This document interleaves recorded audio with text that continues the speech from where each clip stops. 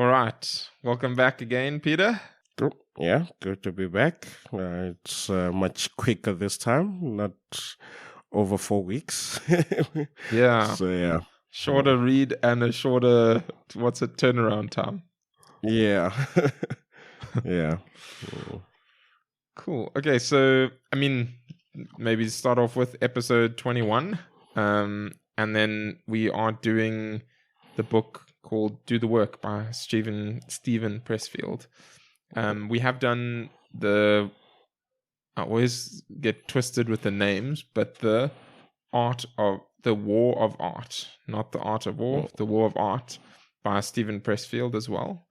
So that's a previous book that we've done, and this book has very similar themes, specifically that theme of resistance. Yeah. Cool. Should I give us a quick book intro? Yes, please. Right, so the book summary is Do the Work by Steven Pressfield, as with many of Steven's nonfiction books, is about battling resistance with a capital R. It's about how to do the work and the challenges that resistance will throw your way for any meaningful project. The book is broken into a beginning, middle, and an end, as Steven would recommend you to do for your project.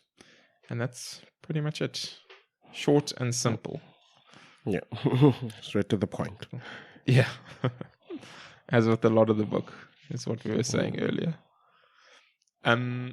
Okay, so I'm gonna maybe give a quick highlight reel of like the structure of the book, and then we can dig in from there. So Cool. The book is structured, as we mentioned, into 3 parts: beginning, middle, end. And then the beginning part is about when and how to start the project. Just a quick step before the beginning part. Before the beginning part, there's an orientation part, which is tells us about the enemies and allies. So who are our enemies and who are our allies, and hint, the enemy is resistance for the most part. And then it goes on to the beginning, middle, end. And in the beginning part, it's about when and how to start the project. Then by the middle part, it starts talking about basically looking out for resistance, because resistance is going to be pushing. It was pushing in the beginning, but it will continue to push there. Yeah. And then because you've started the project, now you need to start filling in the gaps in the outline that you've set out. And then in the middle section, we hit the belly of the beast, and there's a wall that we break through. And then towards the end of the middle section, it's kind of a continuation, and it seems to sort of symbolize almost the starting again once you've hit that wall and you have a big crash, and how do you sort of restart and recover from that effectively.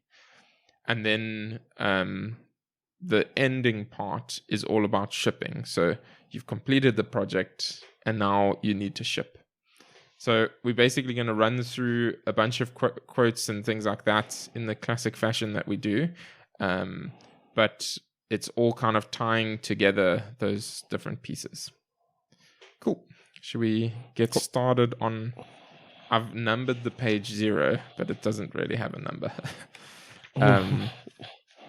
So at the start, he's got a quote here, and at the end of the quote, he basically says, "You are the knight, and resistance is the dragon."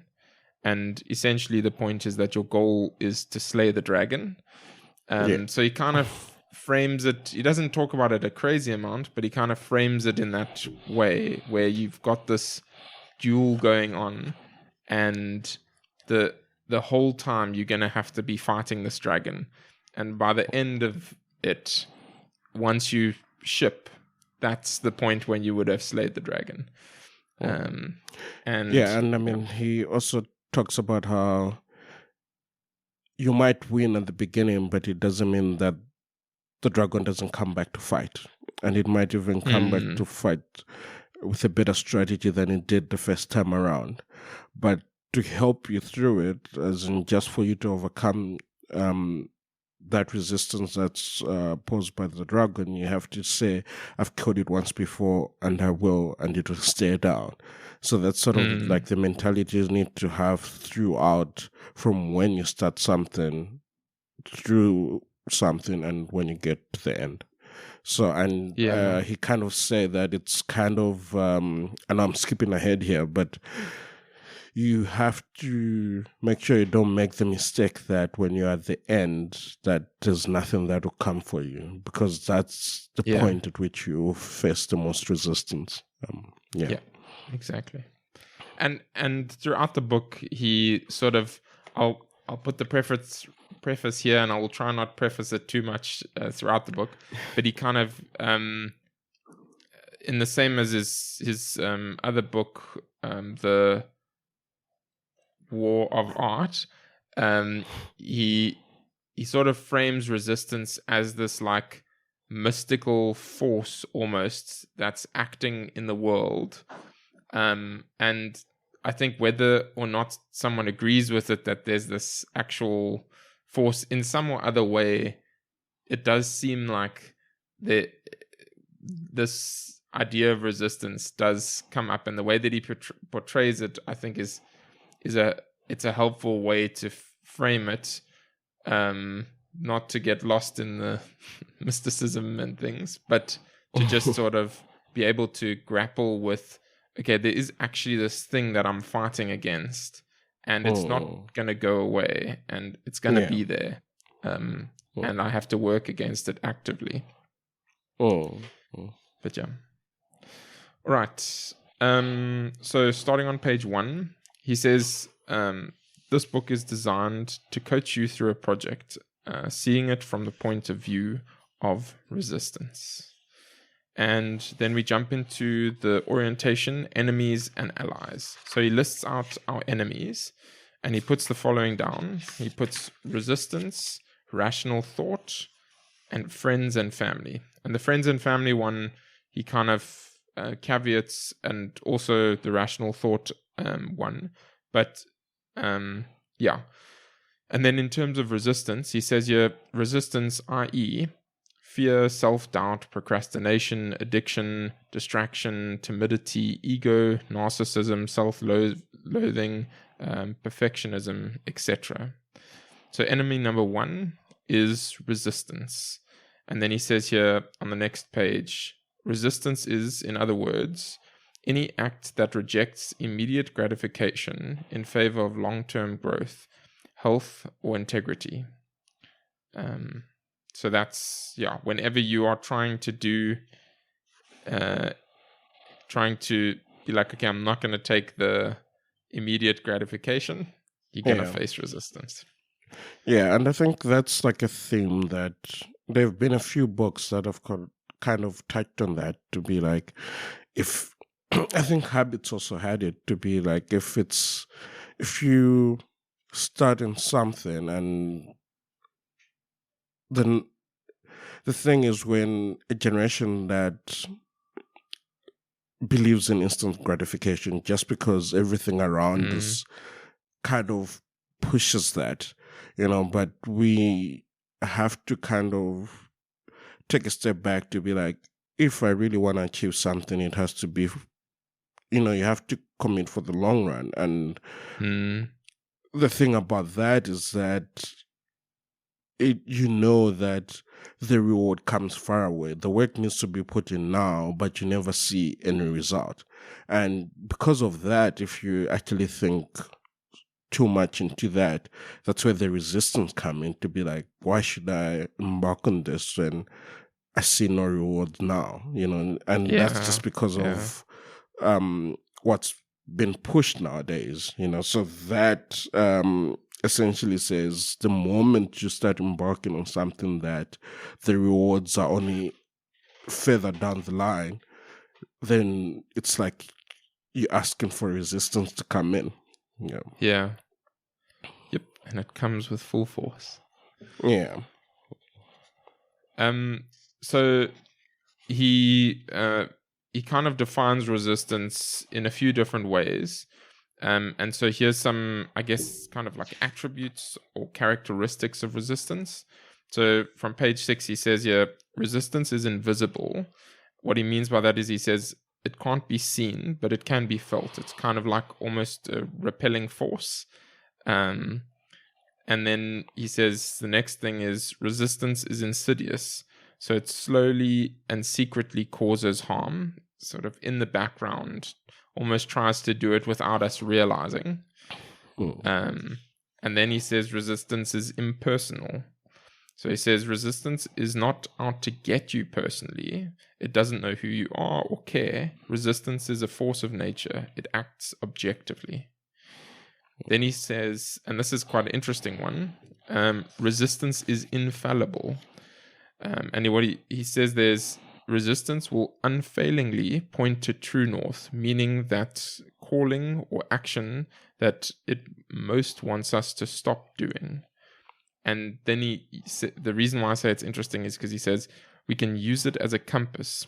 A rule of thumb is that the more important the call or action is to the soul's evolution, the more resistance will feel towards pushing for it or pursuing it. So it's basically wherever you are feeling a sense of resistance, that sort of intangible force of like, this thing is going to be challenging or difficult. Steven is saying that you can use as a true north compass, and you can say, okay, well, that's the direction that I should be going because it's most difficult. I don't know that I fully agree with it, but I think it's an interesting idea, and we probably, when we face resistance, we probably just turn away most of the time when we actually should take it into account rather. I think in that as well, but you can correct me if I'm wrong.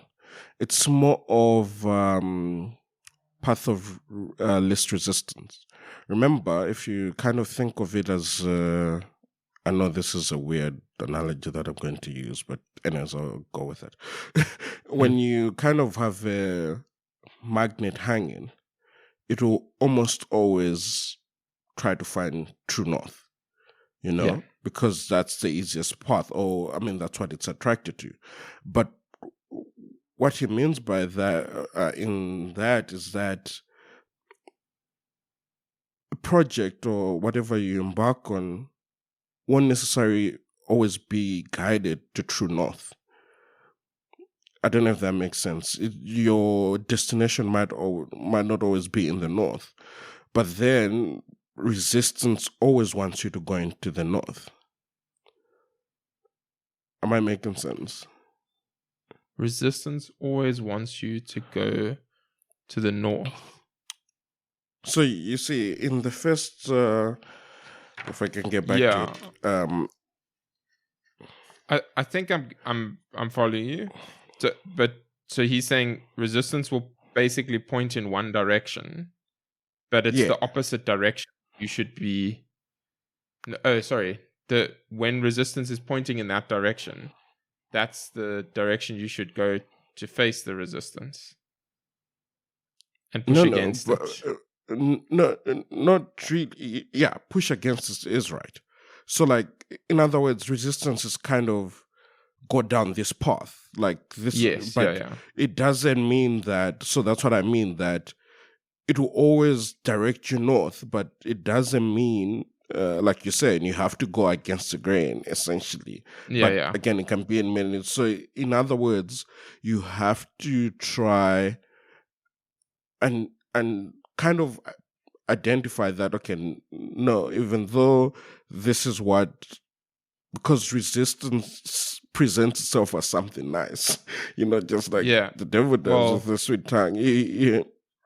You have to be able to be like, no, for what I'm doing, this is not,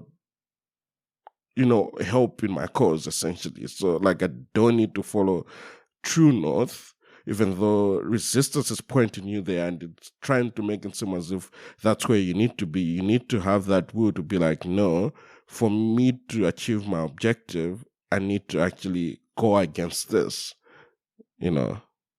Yeah, I think... I don't actually know if what Steven is saying is like follow true north or do the opposite of true north. But either way, it that's what I'm doesn't really saying. matter Mm, because I think the key point is that like whenever we're facing resistance, that's not a bad thing. It's a good thing. We shouldn't therefore, because we're facing resistance, turn away and do something else. It's we can use essential. it in some sort of compass. Yeah, and I mean it's the same as the whole thing of path of least resistance. Like, and we're always want to be like, that's actually very dangerous because you want to solve something in the path of least resistance, but does that mean that's actually the foolproof solution? So in this case, in saying resistance is infallible, it presents that path of least resistance, and it seems nice, but it's not actually the most beneficial, path optimal path to go down. Yeah. Cool. Then the next thing is resistance is universal. And he says, everyone who has a body experiences resistance. So, it's not unique to you, basically.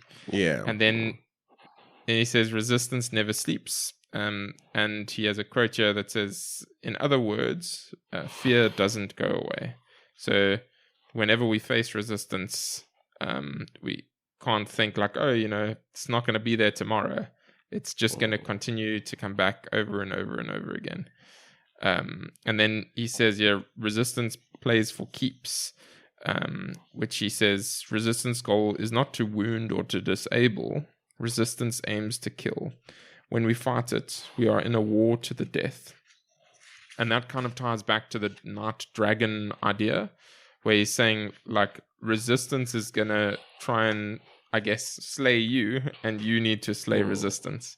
But once you slay the resistance for that project, it's going to come back for the next project. But like you said, he touches towards the end that if you've conquered it once, you have the confidence then to conquer resistance again.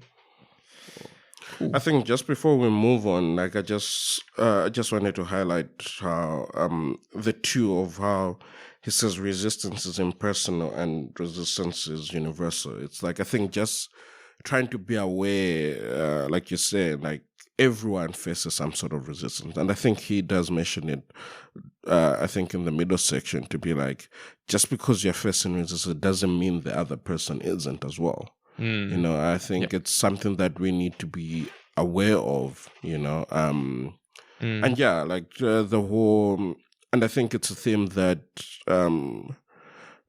that's also shared from a few books that we've read, to be like, and I think this is highlighted more, I know we'll get there in the when you crash part, to be like, that's not also personal, when you crash, like it's not a true reflection of who you really are. You need to be able to separate who you are from a failed project. A failed project doesn't mean you're a failure necessarily. That's also why, like, understanding that it's universal and it's impersonal is, quite important. Yeah, no, I agree. Right, should we look quickly at so this section is still just talking about the enemies part. So resistance we just covered. Then there's rational thought, and we don't have to really go too much into it. It's basically just like carefully and rationally thinking through things can be. It's not always a terrible thing. It obviously has its good attributes, but it can be a form of resistance. It can work against us to achieve the things that we want to achieve, or the project that we want to complete, etc. And then friends and family. I find this one interesting because I feel like some of it makes sense. Partly agree, partly not. But I think the part that he says here, on page 11, he says, one of the enemies is friends and family. The problem with friends and family is that they know us as who we are, and they're invested in maintaining us as we are. And I think that makes sense. So I think also one thing to note here is that I think friends and family falls under both. I could be Yes. wrong, but it falls under Yeah, it both does. enemy and ally. Ally. And in this regard, like I mean, you say you don't agree per se, but I sort of understand where he's getting at from this point of view of an enemy. To be like, there are certain things that you want to embark on, but your family, I mean, it can not always be bad. It might be in good faith from their point of view, but not actually understanding how well it might affect you in the end. You know, like I mean, when I was like going through it again this morning, like I was thinking about it, like to be like naturally when like personally when I was like, oh, I actually want to move in a few months. You know, friends were like, oh, but this, Joburg is that, you know, all that kind of stuff. But again, it wasn't because it wasn't out of malice, you know? It was more of we care for you, we don't want you in that sort of space, etc., etc. But in that same, and then that then blinds them to the fact of what are the opportunities that actually might come across by moving here, you know, and all that. So yeah, I do understand where it's coming from. That, you know, because I mean that is actually like you embarking on a new chapter. That's the beginning of something, but it's like before you've even began, you know, you're then being told don't go down that path, you know, and which is you know, resistance. Yeah. But I think that's a really good example. I was thinking of the example of like if you say you wanted to change careers or something like that, then often friends and family will push against you and say, but you have a good career. Well, assuming you have a good career, but you have a good career in whatever law or something like that. Why do you want to now go and start doing theater?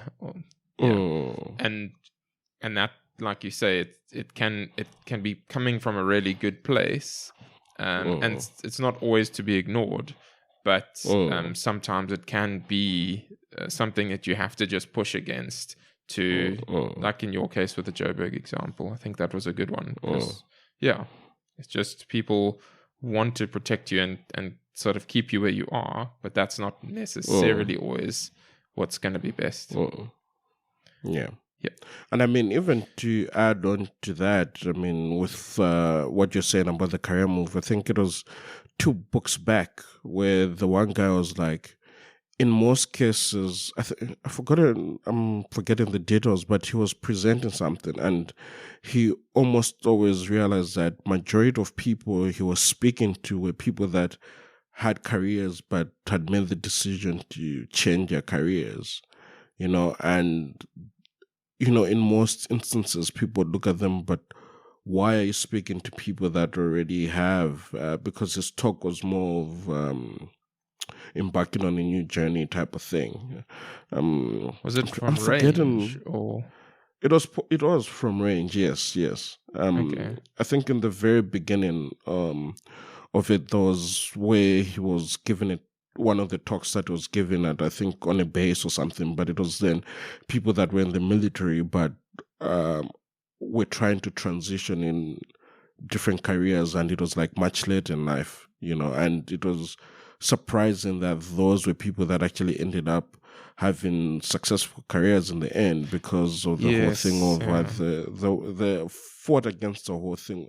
Like naturally it's resist that change because you're already here, you know, but because you've kind of been exposed to all these different domains, it actually is helpful. You kind of look at things in a whole different perspective, even though it might be different what you did before, you know. Again, like the whole thing of, I know I'm digressing now, to be like with Range, it was more of we all think about it as when people decide on something, it's probably the first thing that comes to mind. But when I read Range, it was more like you are exposed to different things. It's the people that have tried and failed different things that know for sure what it is actually that works for them. And I think resistance is that one thing of, if you've overcome it several times, you're at a good path of resisting it whenever it rears its head. So yeah. Yeah, I think that idea of range is a good one. The different things that you learn along the way are helpful. There's one point in this book, I think I'll mention it when we get there, but it's also talks about like I think it's not shipping is a waste, but I in general agree with it, but the only caveat I have is that you actually learn things. Even if you do a bunch of stuff and you don't ship at the end of it, you've probably learned a lot. But don't take that too strongly, because then you might just use that as a form of resistance. Yeah. I know. But remember, he then says that, shipping it is how you get feedback. So the moment you might learn something, but remember, the problem with learning is in that process, you might actually, I'm not saying that's okay, but you might have a wrong fact or understood something incorrectly, and to you it's like you run with it. But the only reason to then self-correct is once you get back that feedback. So I think it was more of what he was kind of getting at is you only get that feedback, which propels you in the end once you ship something off, once you allow yourself to let it out into the universe and actually get feedback. I think about the movie that he talks about, and I think he talked about it in the previous book, because I remember reading that. I'm like, this sounds oddly familiar. I think a lot of it is overlap. Yeah, but think about it, because he believed it was the greatest movie. Imagine if he didn't screen that movie and just said, this is the greatest movie, it doesn't need to go out there, and, but yet, once it was out there, everyone was like, this is a terrible movie, not something you want to hear if you're the creator, but he was shattered by it, yes, but I mean, there was the one thing his friend said, to be like, are you no longer going to make movies after this, or are you going to, and he was like, no, absolutely, I'll carry on making movies. Like, exactly, you've learned that, that will happen. There'll be ups and downs, but he wouldn't have known that if he was just like, oh, I want to exit at the top. This is the greatest move I've done, and that's it. It's in that sense the worst movie there is. But sorry, I think I've got scatterbrain this morning. But carry on. No, it's true. But I think hopefully we can like sort of tie it together, because that is a really helpful part of the book, the perspective that he gives on that movie and how he fails, and that in the belly of the beast. Okay, so the last little bit of the enemies and allies is the allies part, and just to list them off, he says stupidity, stubbornness, blind faith, passion, assistance, which is the opposite of resistance, and friends and family. These are all allies.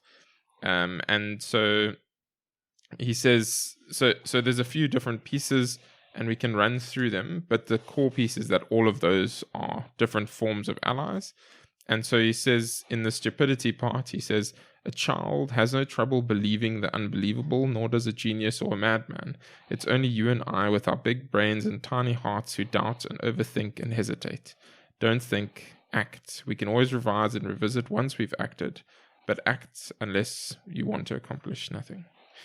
And so I'll skip over some of them, but another one that he puts here is passion.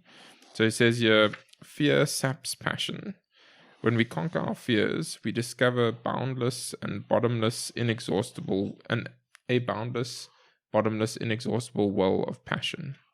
And then lastly, he says here, friends and family. So like you said, it was in the enemies and the allies part. And he says, when art and inspiration and success and fame and money have come and gone, who still loves us and whom do we love? In other words, what we do and whom we do it for. So basically, the reason why friends and family are an ally is because all of those other things that we think we are striving for, the fame, the money, success, all of it, that if we were to achieve it, and a lot of people do, they find it's not what was cut out to be. Peter, you and I haven't achieved that yet, but I don't know if I hope we do or don't, because it seems like a pretty rough road to achieve success. And then, but friends and family are, if you're fortunate to have good friends and family, they are there and they love you and they care for you and stuff. And it's kind of funny because in the War of Art and in this book, he touches a bit on friends and family and that, and he says, you can create things and you can do things, and you would think like your friends and family are going to care, but often like you can write a whole book and like a lot of your family just doesn't even sort of read it or care. And that's sort of fun. That can't be something that you like get upset about. It's just that is the reality of creating things. And then there will be other things that you make that they love and they watch and they read or whatever it might be. But at the end of the day, the family, they will still be there, and they're not gonna love you or hate you because of what you've created. It's just one small part of you.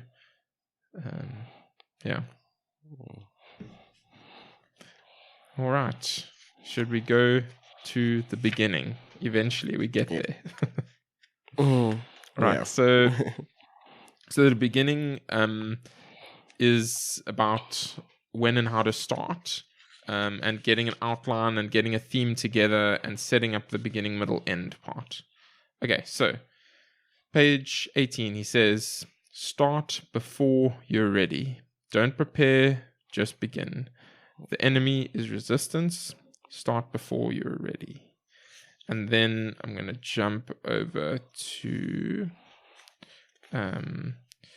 page 22, where he says he was having lunch with his mentor, and his mentor said to him, Steve, God made a single sheet of yellow foolscap slightly or exactly the right length to hold one outline of an entire novel. And then he carries on. He meant what his mentor meant by that is don't overthink, don't overprepare, don't let research become resistance, don't spend 6 months compiling a 1,000-page tome detailing every emotional matrix and family history of every character in your book. Outline it fast, now, and on instinct. Discipline yourself to boil down your story or new business or philanthropic enterprise to a single page. Is it easy? Definitely not. And then he says, break the sheet of foolscap into 3 parts: beginning, middle, and end. And then let me jump a little bit further. He says, so this is carrying on with this advice. Start at the end. This is page 26. So he says, start at the end. And then he says, answer the question, what is this about? Start with the theme. What is this? And ask yourself the question, what is this about? And then on 27, he says, your movie, your album, your new startup, what is it about? When you know that, you will know the end state. And when you know the end state, you will know the steps to get there. And then 28, he says, next, the beginning and the middle. We need to set up the climax and load it with maximum emotion and thematic impact. So, yeah, basically the structure that he's suggesting is figure out what the theme is and stick with that theme. Like keep that sort of pinned to the wall and always reference it. And then start at the end. So do the last bit first. Try and figure out how the ending works. And then build up the middle and the beginning. And do that all on one single piece of foolscap. And then later we'll see he talks about like filling in the gaps and stuff. But when you start off, just get the basic outline done. And that's what you need to do. Don't overcomplicate it. Don't think too much. Just go for it. Yeah, I think one that actually jumped out at me was the research diet. I know you skipped over it in the beginning. And I mean, he was like, you're allowed to read 3 books max on a subject, before you actually start. And I'm like, yeah, I wish academics were to read this. I'm sure they'll be pulling their hair out, because I mean, before you do your research, it's like you have to collect all these articles, journals and whatnot on what you're writing on, and only then are you considered to write something that's sound, but sometimes you just have to start, it's unfortunate that in the academic spaces you have to back whatever you say up with literature, but there are times where what if it's your original thought, what if it's a breakthrough in something, but unfortunately you have to sort of stick to the fundamentals, and those fundamentals need to be well referenced before you make your argument. But that research diet one was quite important. And I mean, even within that, he lists out of how to you stay primitive. That's page 20. The creative act is primitive. That's. Yeah, I think we overly complicate, overly engineer stuff that in the end we discourage ourselves from actually starting, and there's also swing for the seats, it's more of things won't come to you without acting upon it, you have to, I know it's bad, I was used about, but take a swing at something for you to get it. It just won't land on your laps, and I mean, that's the same with the project, nothing will happen on that project unless you start, that's what I wanted to add. Yeah, and I think so in the academic domain, obviously it makes sense to have to reference things and do that research. But even there, I think that there is scope for being able to take this into account, because often what we would want to do is something along the lines of like, we want to read 1,000 papers and then we start with our literature review, or proposal. But actually, you can probably, and I don't know, I mean, you and I have only done this once, and I don't really plan on doing it again. But for the proposal, I don't think that that you have to first do all of this literature review. What you could do is just take his advice and say, like, I'm just gonna say what's my end goal, and then I'm gonna, based on that, I'm gonna write up a start and beginning. I'm gonna do it on one sheet of paper, and then after that, I'll dig in and figure out what the details are and look at like what is the relevant research to read and reference it from there. Because in the academic sphere, it makes sense. You need to know, like, has your idea that you think is novel, is it actually novel? And the only way you can do that is by researching and figuring out, like, okay, does stuff like this exist? And if you are basing it on things, you want those things to have at least somewhat of a solid foundation. And but I think there's still, like I say, scope for this beginning, middle, end idea, and doing it, getting a theme together and getting an outline, and then going from there. You can figure out the details and revise later. Yeah. All right. Should we go to the middle? Yeah. Okay, so the middle is the name of the next part. And the core idea is just like watching out for resistance. And then he, as mentioned, he talks about filling the gaps and keeping momentum and things like that. So on page 33, I'm going to run through a bunch of things again. Page 33 he says, when you and I set out to create anything, we uncork from the universe in I'm going to skip the word, in an equal and opposite direction, the force of resistance, basically. And so we uncork this idea of resistance when we come up with something that we want to do, but it's a force that has an opposite, and the opposite is assistance. So resistance and assistance. And then he lastly at the bottom of that page, he says, the universe is not indifferent, it's actively hostile.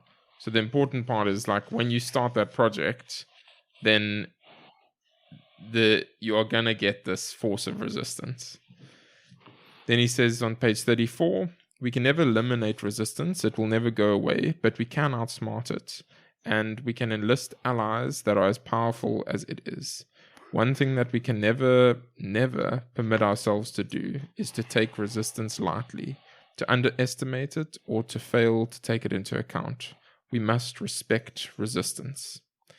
Then he goes on to page 35, and he says, he mentions filling in the gaps, and then he talks about doing the research now. So as Peter mentioned earlier, he said, just hold off on the research, like be on a research diet, and plan the theme and those kind of things out. Now he says, sort of towards the middle, now you can start doing the research. But he says, but stay on your diet. So stay on the research diet. You can start doing it, but don't do too much. And then he says, also, never do research in prime working time. He says research can be fun, it can be seductive, it's a danger.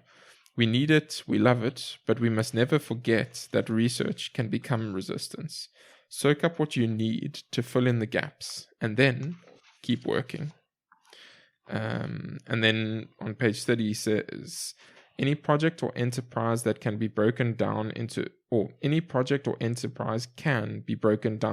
beginning, middle, and end. Fill in the gaps, then fill in the gaps between the gaps. Then he goes on to say, cover the canvas. One rule for first full working drafts is get them done ASAP.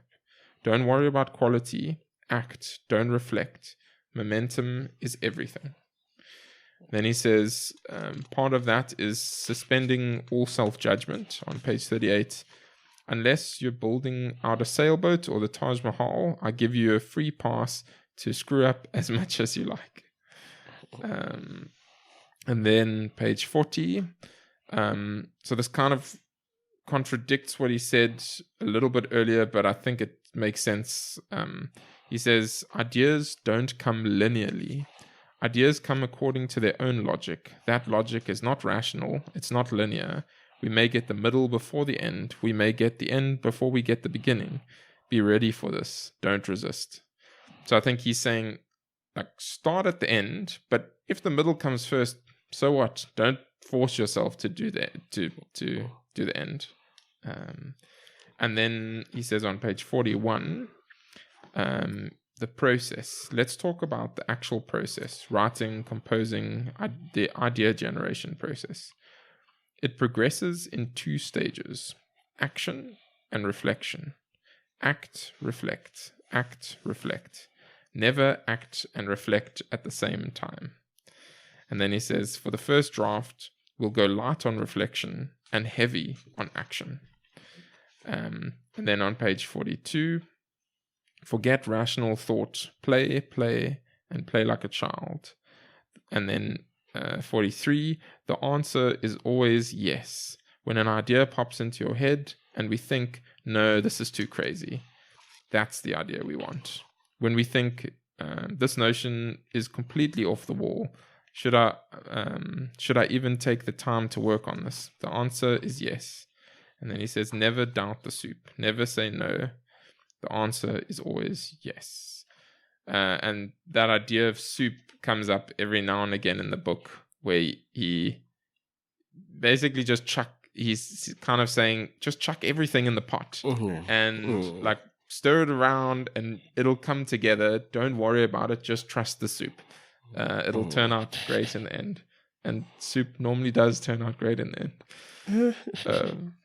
And then almost there. So on page 45, he says, this is related to ideas. And when you have ideas, your will and vision initiated the process, but now the process has acquired a life and momentum of its own.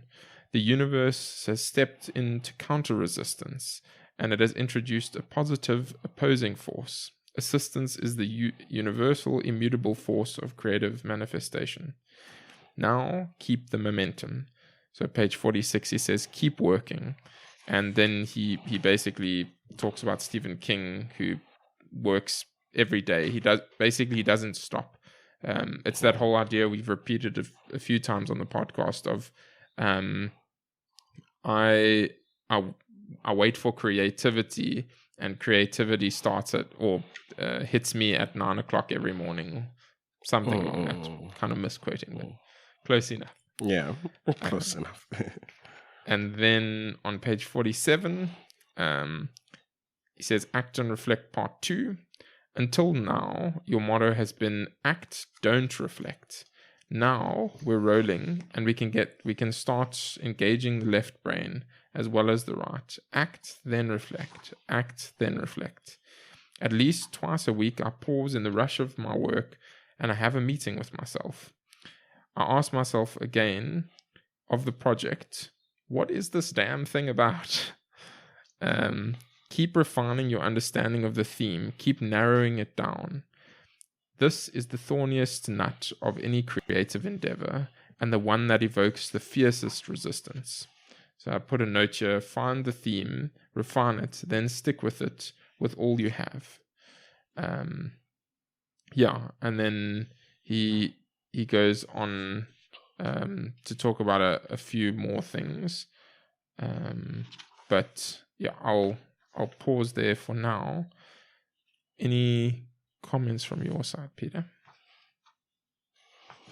I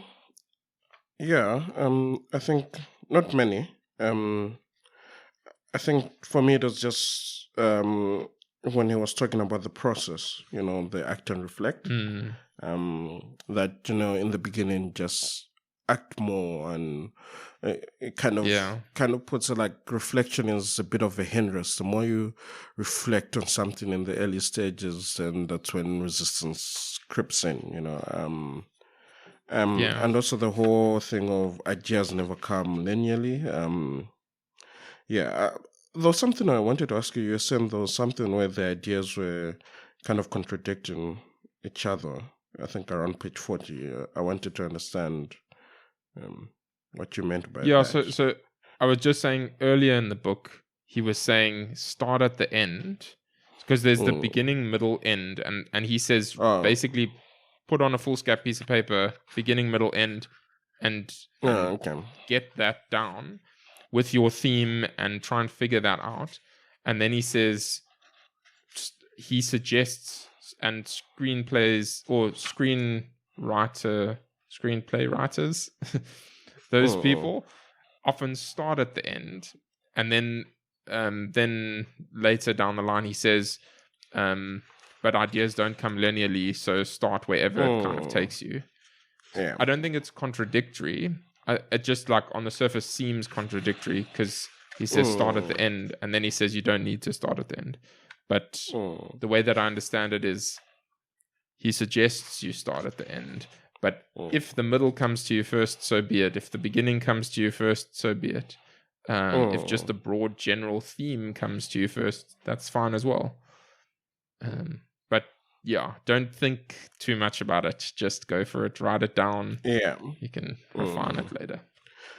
Yeah, and then another thing, which I think here it says it ties with Stay Stupid, is forget rational thoughts, play like a child. And I think this is not the first time this has also come up in the few books we've read, that,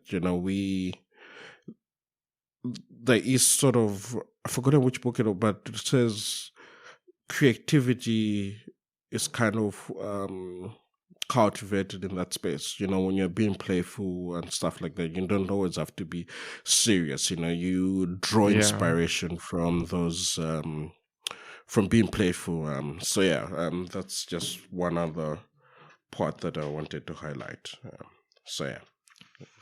Yeah, I think when we working on whatever side project or a book or this or that, we often want to think too much about like what exactly should it be and how do I make this the most profound thing in the world. But that's just going to lead us down a path where we don't actually get anything done. We probably don't even start the project because we're so overthinking everything that we just don't have capacity to do anything. And one of the ways that I when I'm like reflect on ideas like this is you can, if you think too much or research too much or dig too deeply, you can dig and dig and dig kind of forever, because you can, if you're wanting to say you want to build something, and I'll make a very extreme example that let's see if it pans out or not.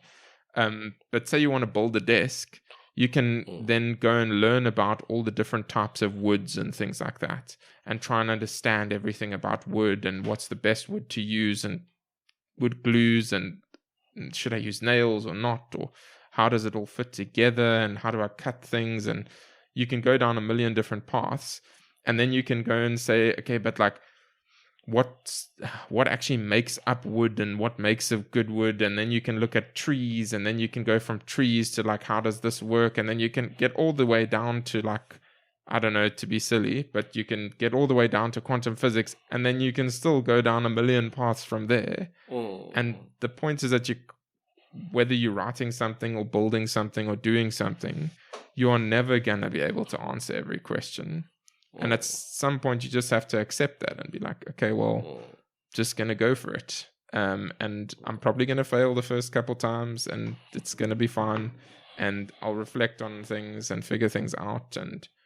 But at some point, just build the bench or do what you want to do. You can learn about wood later, as long as you understand that, like, you understand the very smallest fraction about wood.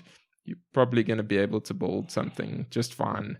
And it's not going to be the best in the world, but it wouldn't have been, because you haven't spent a lifetime crafting things.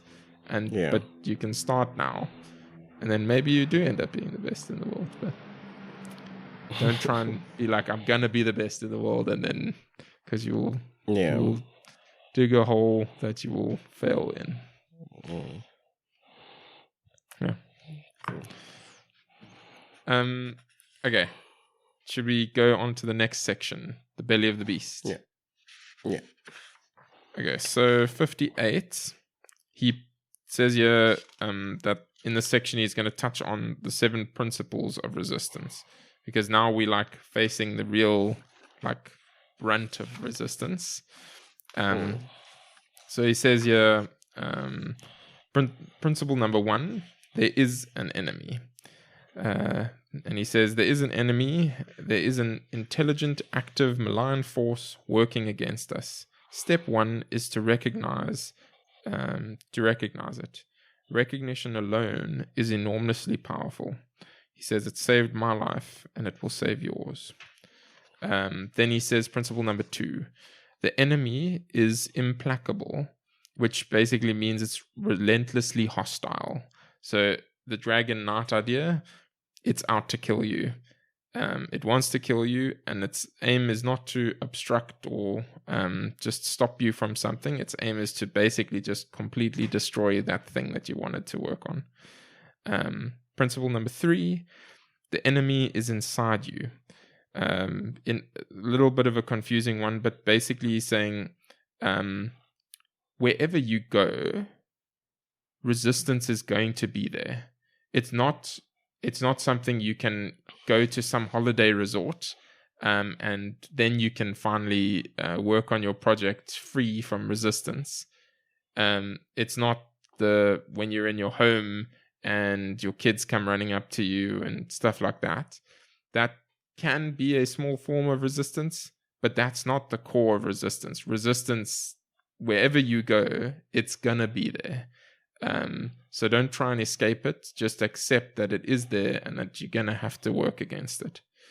Then he says the enemy is inside you, but it's not you. That's principle number 4. In other words, he's saying that resistance isn't your fault. It's not something that you did and now your consequence is resistance. It's just, as he would put it, a natural force in the universe. And you just have to accept that. And again, work against it. Then he says, principle number 5, the real you must duel the resistance you. You are the knight. Resistance is the dragon. And yeah, the whole thing about you need to just continuously fight against resistance. Don't think it's not going to be there and continue to fight. It will always be there. Then he says, principle number 6, resistance arises second. What comes first is the idea, the passion, the dream. That is what comes first. And then principle number 7, the opposite of resistance is assistance. Myths and legends, or in myths and legends, the knight is always aided in his quest to slay the dragon. Providence brings forth a champion whose role is to assist the hero. And essentially, there is this active malign force in the world that as he would say, but he also would say every force has an equal opposite force, maybe twisting the physics principle a little bit far, but I think it kind of holds up here decently well, because there is this sort of almost force that's pushing against us, but at the same time, those ideas, if you sort of follow through with it and push on, you do have these almost strangely powerful bursts of energy, and excitement at working on this project and that. And so that's kind of what he means by assistance. Yeah. So that's the all the details of resistance and how it attacks in the belly of the beast. I don't know if you have any comments there, Peter. Yeah. For me, I think the one comment is just the whole acknowledgement to say that there is an enemy, and in that sense, it's like whenever you start something, you will experience a force against that. And then the more interesting one was number 4, that the enemy is inside you, but it is not you. I think that was just an interesting way to frame that. That regardless of whatever and I mean, it says it. What does that mean? It means you're not to blame for the voice of resistance you hear in your head. Regardless, there will always be that voice, that will try and discourage you whenever it is you want to do something. That's just again, like I said, if the enemy is there, that's also sort of guaranteed that there'll always be. And I mean,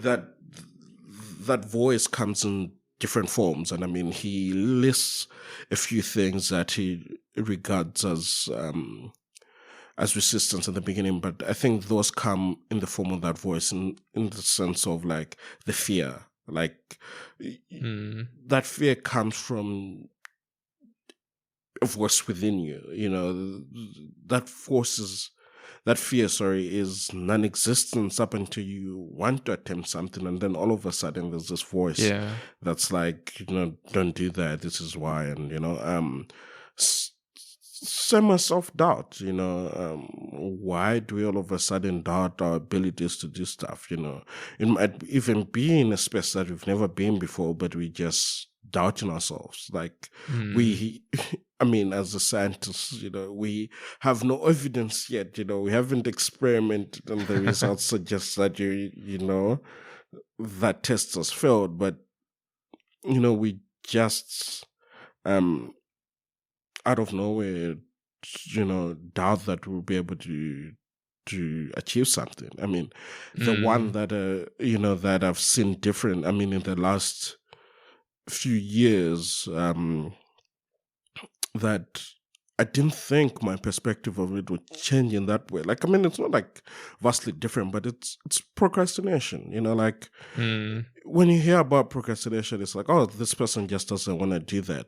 But then, why is that? Like, I think it was 4,000 Weeks when we read that, to be like, procrastination is in the form of you talking yourself from doing something. It's and there are many reasons why. It's like the fear of failure, just because you think, oh, I might fail at this, that's a reason why. And I mean, that one took me by surprise. Like, I'd never thought of procrastination in that way. It's the whole thing of, you at the end, you are going to receive feedback, but you holding off on doing something. It's like you're just afraid for the of an outcome. Even in the beginning, when you have a dream, a passion,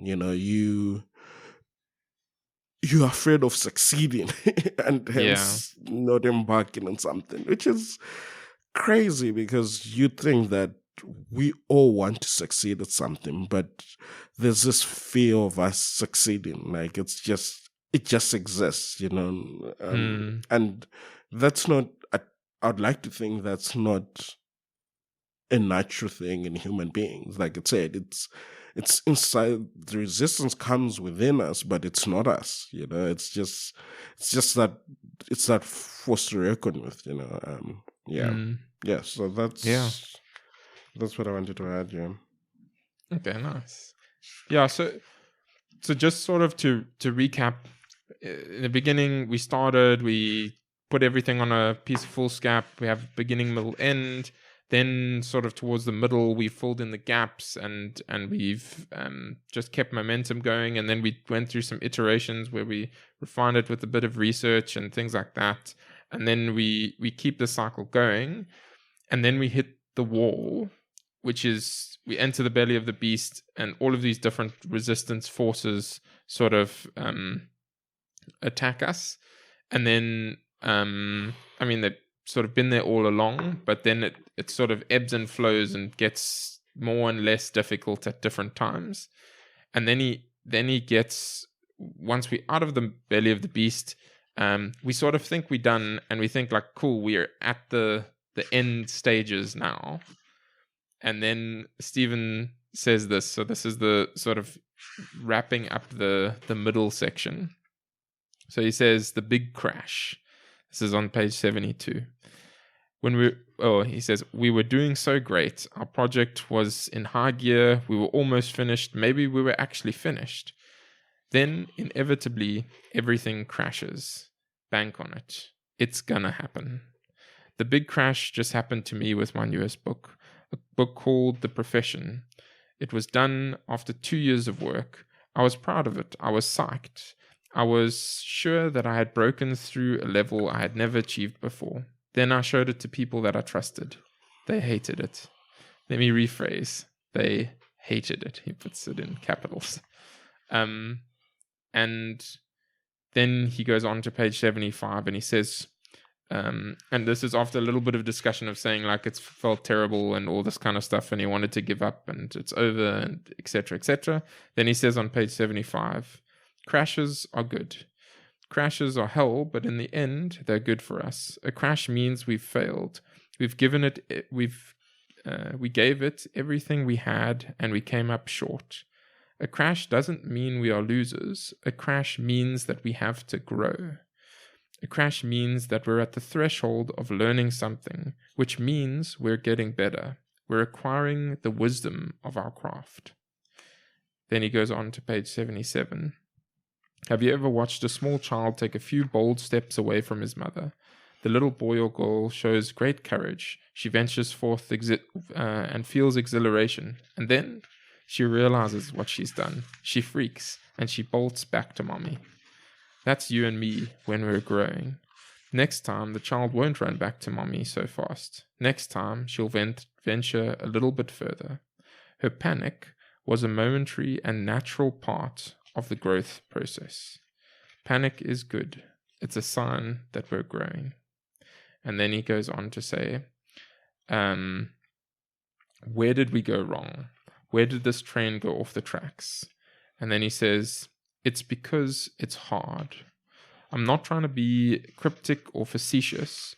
We went wrong right at the start because the problem was so hard and the fact of solving it so painful that we ducked and dodged and bypassed. The good news is that it's just a problem. It's not us. We're just facing a problem. And then page 80.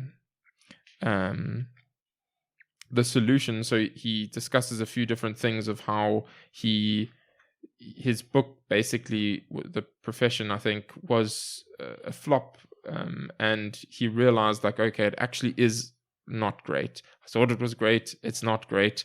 I thought I was past the wall, I thought I had finished, but it turns out no. Showed it to my friends, and they were like, nope. They were honest with me, and then it turns out it was terrible.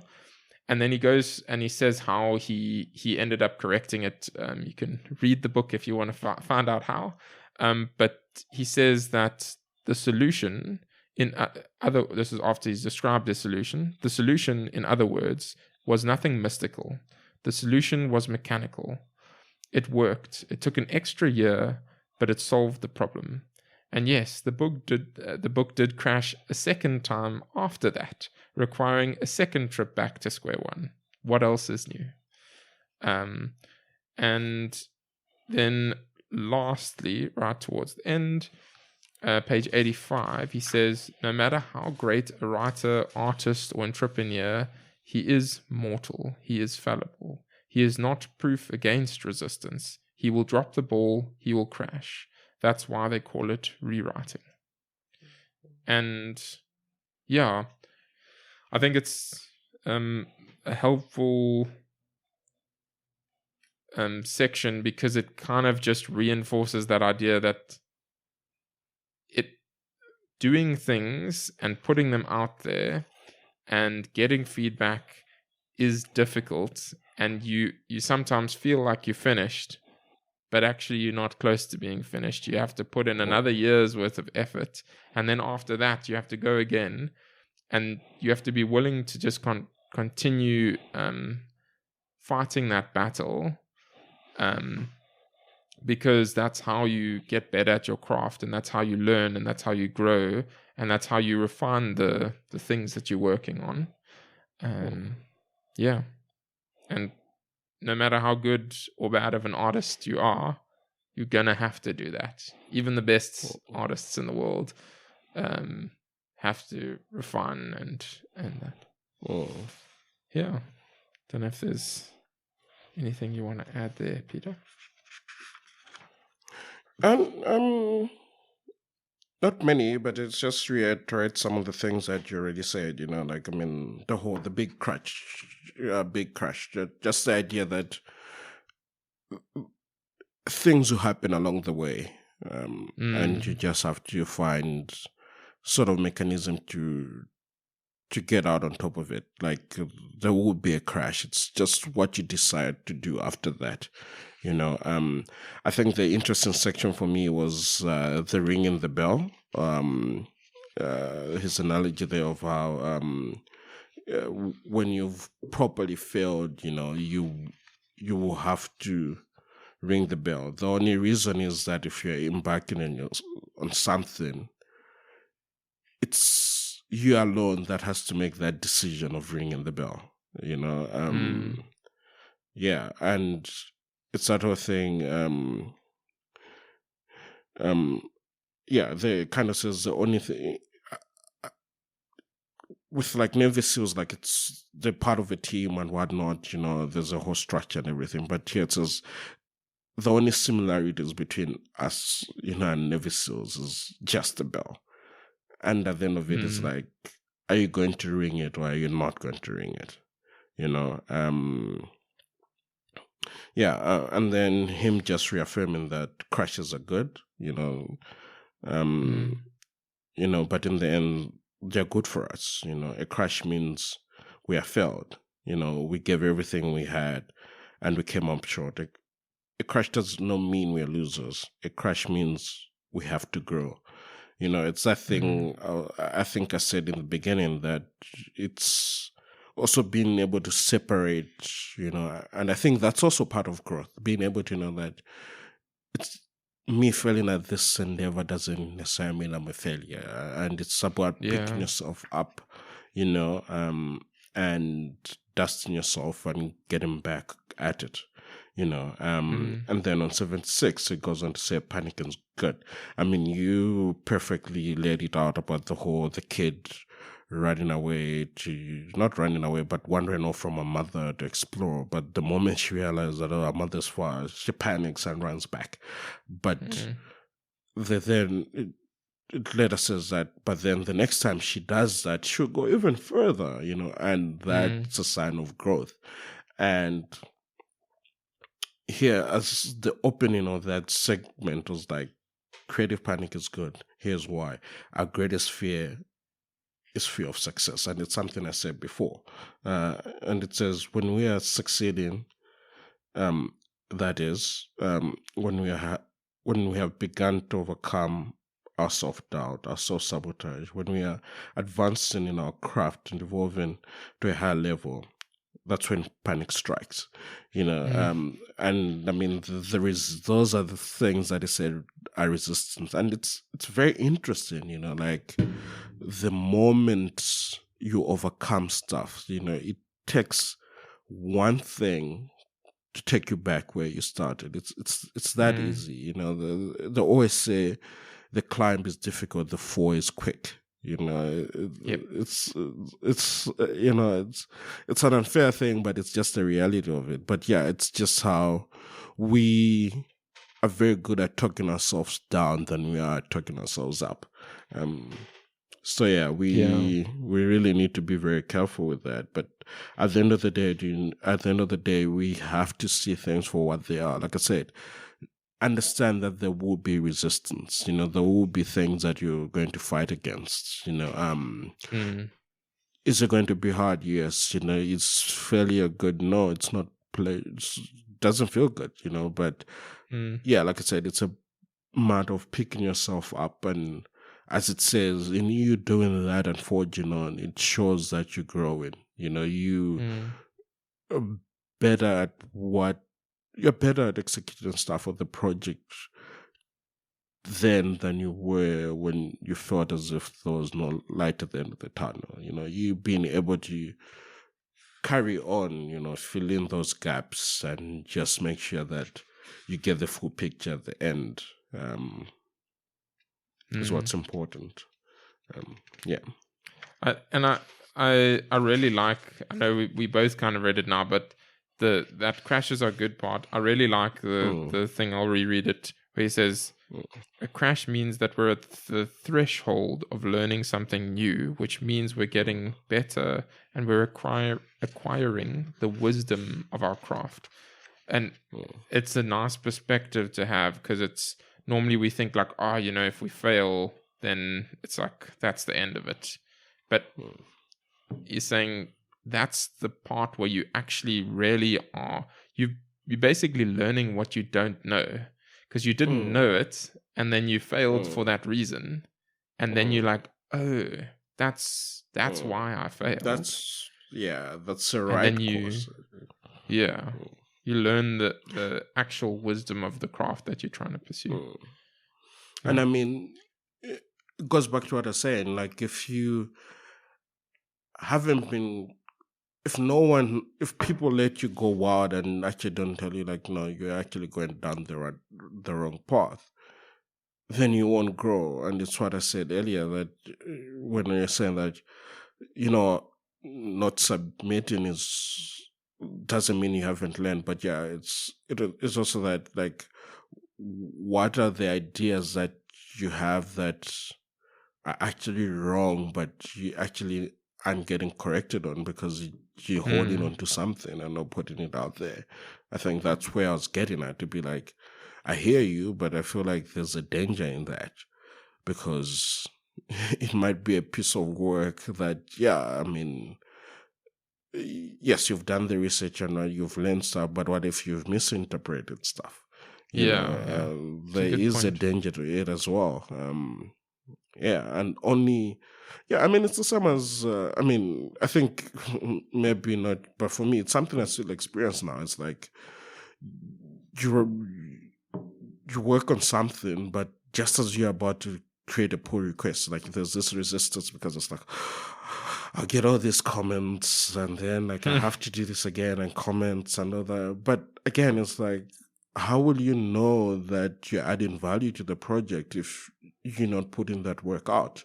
You have to put it out and get that criticism on it, get corrected, and you become better. Get that feedback. You get that feedback, No, that's true. All right, should we go on to the end and wrap it up? Yeah. So, I'll do another run through quick, but we start at page 87. So, Seth Godin, who's another writer, he says here, Steven says about Seth Godin, why does Seth Godin place so much emphasis on shipping? Because shipping is the crucial part of any project. If we can't finish, all our work is for nothing. And then he goes on to say, we knew that resistance was strongest at the finish. That's on page 89. And then on page 91, he says, when we ship, we're exposed. That's why we're so afraid of it. When we ship, we'll be judged. Page 92. And this is the part that you mentioned earlier, Peter. So Steven talks about a screenplay that him and Ron Shusett wrote, and the screenplay is for Danilo De Laurentiis. And he says, we were certain that it was going to be a blockbuster. So they basically invited a bunch of their friends and people that they knew to this premiere, and then basically no one showed up. And then a review of the new movie or screenplay, I think it was a movie, came out, and it came out in Variety. And it says here, Ronald Shusett and Steven Pressfield, we hope these are not their real names for their parents' sake, which is quite funny. And then he comments on this saying on page 93, I was 42 years old, having given up everything normal in life to pursue the dream of being a writer. Now I've finally got my name on a big Hollywood production starring Linda Hamilton, and what happens? I'm a loser, a phony. My life is worthless, and so am I. Then he says, my friend Tony Keppelman snapped me out of it by asking if I was going to quit. Hell no, he says. Then be happy, he said. You are where you wanted to be, aren't you? So you're taking a few blows. That's the price for being in the arena and not on the sidelines. Stop complaining and be grateful. And then he says, that's when I realized I had become a pro. I had not yet had a success, but I had had a real failure. And then page 94. There's one thing that I can tell you, and you can take this to the bank. Slay the dragon once, and he will never have power over you again. Yeah, he'll still be there, and you'll still have to duel him every morning. And yes, he'll still fight as hard and just as hard and use just as many nasty tricks as he ever did. But you'll have beaten him once, and you'll know that you can beat him again. This is a game changer that will transform your life. And then, right at the end, on the last page, 98, he says, now, so now you've finished, you've shipped, and it's received negative criticism, but it was in its final form in the movie theaters, or you've received lots of praise. But either way around, he says here, start again before you're ready. He says the story, I was living in a little town in Northern California when I finally, after 17 years of trying, finished my first novel. I drove over to my friend and mentor, Paul Rink's house, and told him what I had done. Good for you, he said. Now, start the next one. And that's what I want to say to you now. Take the rest of the day off, take your wife or husband out for dinner, pop champagne, give yourself a standing ovation. But then get back to work. Begin the next one tomorrow. And then he says, stay stupid, trust the soup, and start before you're ready. Yeah. I don't know if you have any last comments on that section, Peter. To me, it's just also adding, it's like, so in 89, the whole fear of success,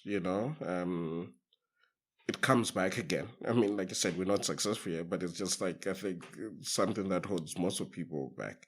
And I mean, he writes there to say a fear of success. I've never read anything better on this subject than the form Marianne Williamson put it. It says, our deepest fear is not that we are inadequate. Our deepest fear is that we are powerful beyond measure. It is our light, not our darkness, that most frightens us. We ask ourselves, who am I to be brilliant, gorgeous, talented, fabulous? Actually, who are you not to be? You're a child of God.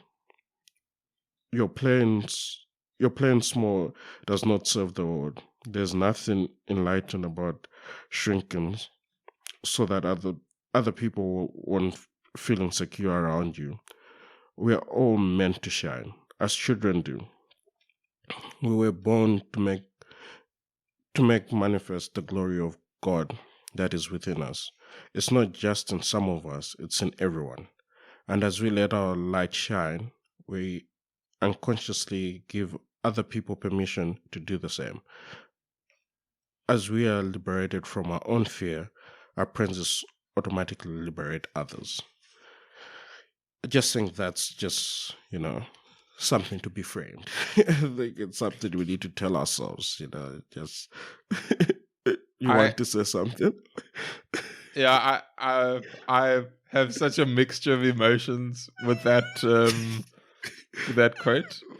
Because like there's lots of parts of it that I'm like, I agree with this. It makes a lot of sense. Like if we I think the child of God thing, and I guess in like a very Christianese way of saying it, like being a light to the world and things like that. Yeah. And then so that part I agree with, and then the part at the end as well, like if we manage to sort of escape our fear, the way that she puts it, as we're liberated from our own fear, our presence automatically liberates others. I think there's an element of truth to that as well. I think it's like if you sort of conquer and break through your fears, you kind of like open up the door for other people as well to be like, okay, if that person can do it, like James isn't anything special, I suppose I can do it too. And so I think that's also true.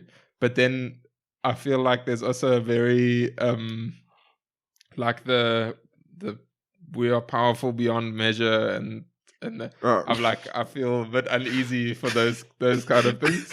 So that's why I feel this mixture of emotions. I'm like, some parts of it I'm like yes, and then some parts I'm like no. James, you are powerful. You don't want to hear that. That was an evil laugh. No, like no. yeah. I hear what you're saying, right? But I think in that same,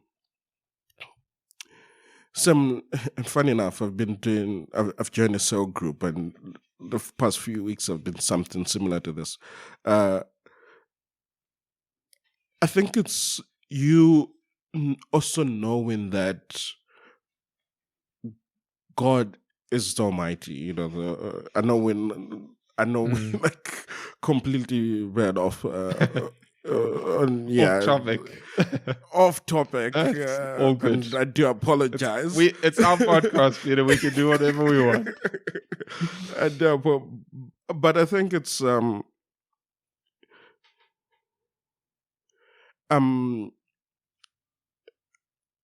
I feel like what that line says is actually what you actually kind of bring it out to be like, it's part of self-doubt. I don't know if you get where I'm getting at with that. I'm waiting for the thought to complete. Waiting for the thought to complete. What's part of self-doubt? No, the whole of you be like cringing to the fact that you're powerful beyond measure. Because in actual sense, you're made in the image of God, right?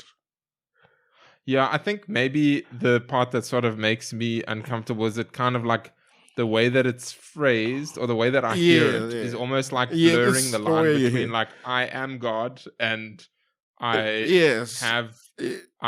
made in the image of God and those kind of things. And it feels like it leans a bit more than I would feel comfortable with towards the like I am the best thing ever. That's probably not what they are intending to say. It's just like with the current like cultural climate and things like that, I feel like that's the way that I end up reading it. And that's why I'm like mixture of emotions. Funny enough, I'll cringe more to and again, personal opinion. I'd cringe more to I'm the best singer. The reason why, and I'll justify why, to me the whole I'm powerful beyond measure thing doesn't make me cringe, is that it's in the sense of and again, that's what I'm saying. This is on this is how I see it on my page.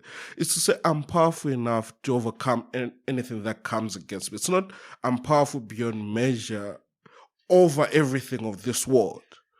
I don't know if it's not. I see what you're saying, and that part I would agree with.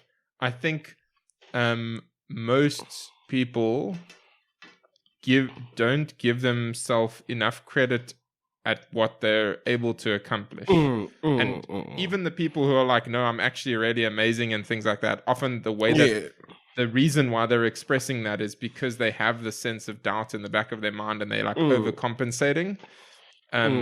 So that's I agree with that part. Again, such a mixture of emotions with the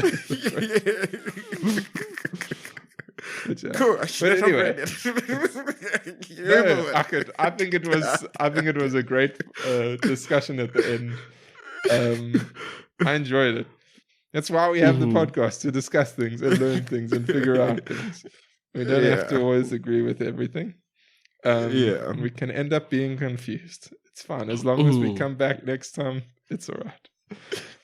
And then just to carry on, the other interesting part was that I actually thought of this. I was like, it's the whole heaven and books about heaven, and then it says a perplexed person stands before the door. One door says heaven, the other says book about heaven. What makes us laugh? What makes us laugh, I suspect, is that all of us feel the pull to pick the book about heaven. It's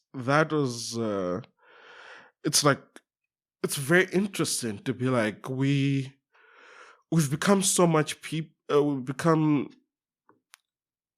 people that want to know things before doing stuff. And I mean, I always say this, like, there are a few friends that irritate me, in the sense of like, you'd be like, let's do this, and either they'll want all this info or be like, you go first, and then when they're there, they're constantly blowing you up. How is it? Yada, yada, yada, yada, yada. And I'm like, no, experience it. And it's like, live in the moment, not to be like, and again, it goes through the whole thing of, I think it was the last book, to be like, people tend to read stuff and believe that they've lived that experience when they actually haven't, you know? And I feel this is an example that most people are more inclined to be like, let me know what heaven's about first before I go there. And I think probably that's probably why some people are Christians, that like, I'll get all these answers from the book of what heaven's like for me to decide whether to go, instead of just like, no, I want that experience of heaven, like that. And I feel like it applies to many things, like people, again, it's just one of those things, like, experience something, you know, don't get info or something to make that decision. But yeah, I saw an article that, I don't know what the article is about, but it kind of triggered the thought, where this, like, reading self-help type books, and this, I think, falls kind of into that category, and most of the stuff that we do, I mean, I think one of our earlier subtitles or something was unashamedly self-help, and I think that I still feel that way, because I think, like, just reading through self-help things and stuff is just, it's interesting. It's something we both find interesting. I think we've learned a lot of things over time from the different things we've read and chatted about. But there's an element as well of, like, you can read and read and read, but if you don't actually try and practically apply what you've been reading, like, what's it for? It's kind of like the philosopher who knows everything about moral philosophy and that, but they're an immoral person. It's like, what have you done? Like, you should have just spent your time trying to be a kind person, rather than learning about all of these virtues and attributes, but not acting on them. And yeah, I think it's the same thing with the creative stuff and that, where you want to do things, but just do them, just act. It's a lot easier said than done. But it's fine if you fail and that, because in that you will learn and grow. So stay stupid, trust the soup, and start before you're ready. Any closing thoughts from your side, Peter? No, I think I concluded my thoughts. Well, but no, I think we always say this, but if you get a chance, read the book. If you have a passion, a dream, start now. There's nothing for you to be waiting for, you know. The more you wait, the more you won't do it. The more resistance creeping to the point that it will be paralyzing enough that you actually won't do anything. But yeah, be aware that there will be resistance, you know, towards everything that you do. So yeah, those are my concluding thoughts. Nice. I was gonna wrap up saying cheers, but then I have one last concluding thought that I just popped into my head now, which is that it's you mentioned, like, read the book and stuff like that. It's a good book, and I agree with that. And I was thinking it's funny because the book, if you were to sit down and just read it from beginning to end, you would probably finish it in the time that we have taken to do this podcast. To discuss. So if you're getting to the end of this podcast and you were thinking about reading the book because you wanted to listen, you've listened to an hour and a half, you probably should have just read the book. That is a form of resistance. But now you at least know that you can just start the book. So, I will It's not wrap up gotcha at the end. Yeah. Gotcha.